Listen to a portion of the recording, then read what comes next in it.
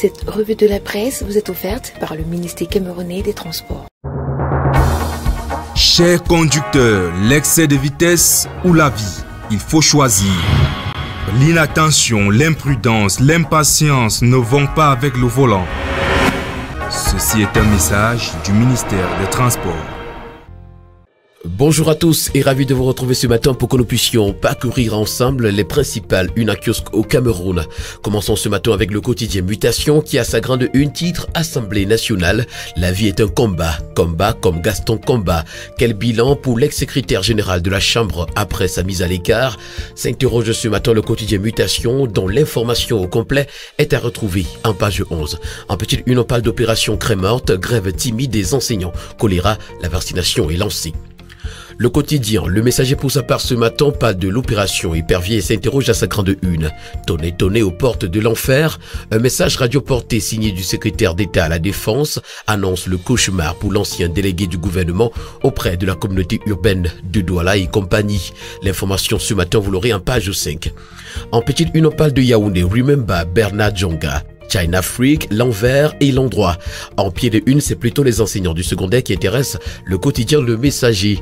Grève à géométrie variable des seigneurs de la Craie nous renseigne ce matin le quotidien. Annoncé pour être effectif sur l'ensemble du territoire national, le débrayage s'est partiellement fait. Toutes ces informations et bien d'autres, vous les retrouverez ce matin en consultant les colonnes du quotidien Le Messager. Le quotidien Info Matin, pour sa part, ce jour nous présente une enquête.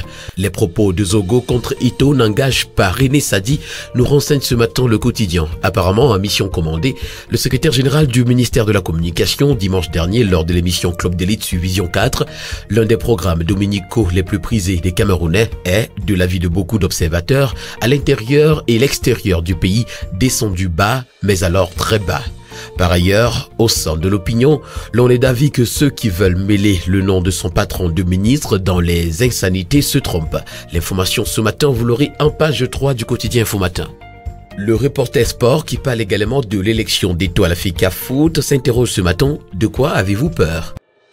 À la grande une du quotidien national bilingue Cameroun Tribune ce matin, promo 2022, unis par le business. Le ministre du Commerce, Luc Magloa Tangana, représentant personnel du Premier ministre, chef du gouvernement, a solennellement ouvert hier la 8e édition de ce rendez-vous d'affaires.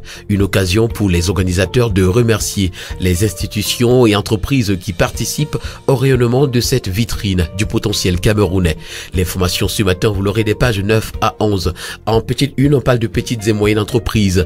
De nouveaux soldats pour la compétitivité.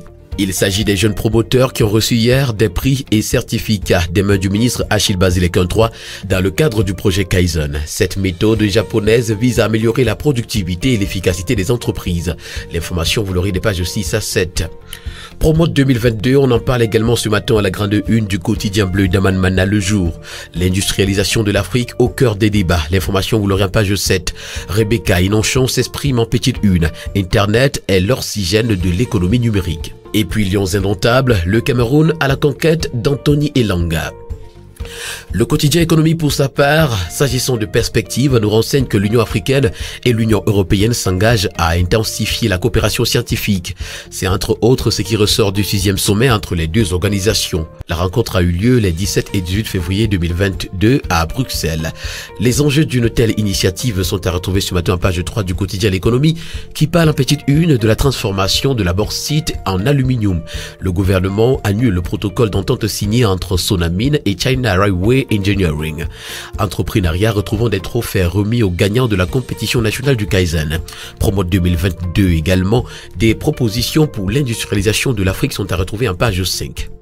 Le Point Hebdo pour sa part ce matin titre à sa grande une région du Sud, clivage conflictuel, les seigneurs comme saignés.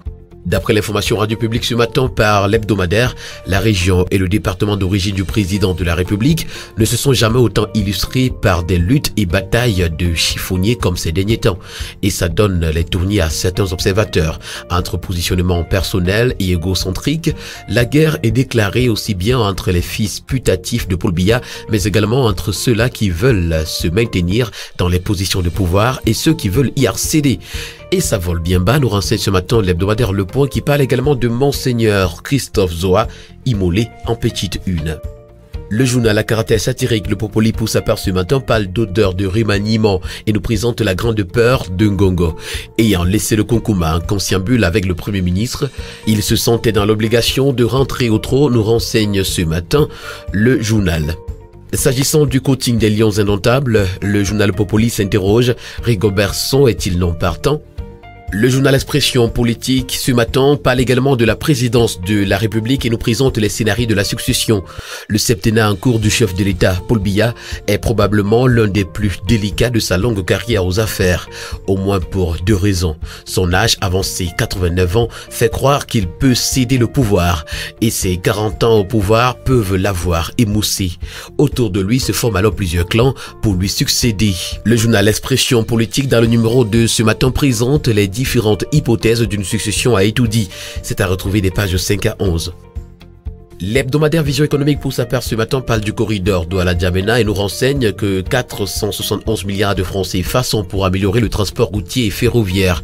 Au cours des 10 prochaines années, 816 millions de dollars, soit environ 471,7 milliards de francs CFA, devraient être investis par l'État du Cameroun dans l'amélioration des infrastructures routières et ferroviaires sur le corridor Douala-N'Djamena. Une partie de cet investissement a d'ailleurs déjà commencé à être mobilisée. En effet, le 15 février 2022, la Banque mondiale a approuvé un premier financement d'un montant de 538 millions de dollars, soit à peu près 311 milliards de francs CFA pour ce projet. L'information ce matin, vous l'aurez en page 7 de l'hebdomadaire Vision économique. En petite une, on parle du plan d'action d'investissement 2022. Le ministre Louis-Paul Motazé présente les atouts du Cameroun aux investisseurs. À la une du journal L'Élite ce matin, on parle de la sécurité routière. Retrouvons l'accord anti-accident. Le journal La République qui en parle également ce matin titre à sa grande une, réduction des accidents de la circulation, sein de sécurité. Crédité d'un excellent coefficient de fiabilité éprouvé au cours de la phase pilote qui s'est étalée du 17 septembre au 16 décembre 2021, la solution système de surveillance axée sur le contrôle des paramètres biométriques des chauffeurs, le suivi des véhicules interurbains par géolocalisation, la surveillance de l'environnement extérieur et intérieur du véhicule à l'aide des caméras intelligentes embarquées fait désormais partie des outils officiels de sécurité routière. Le dispositif qui permet d'effectuer des contrôles au-delà du véhicule équipé a fait l'objet d'une signature de contrat entre le ministre des Transports Jean-Enes Massena Galibibé, le directeur général de Camtrac Hilaire Tinen, accompagné du ministre délégué auprès du ministre des Transports Zachary Ndjouya, du directeur général du MTN Cameroun Stephen Blewett. C'était le 18 février 2022. Dans le cadre du projet de gestion et suivi centralisé du transport interurbain de personnes. L'information ce matin, vous la retrouverez dans les colonnes du journal La République. Mesdames et messieurs, voilà qui met un terme à cette autre édition de la Revue de la Presse. Merci de l'avoir suivi et rendez-vous demain pour une nouvelle sortie. D'ici là, portez-vous bien. Bonne journée à tous.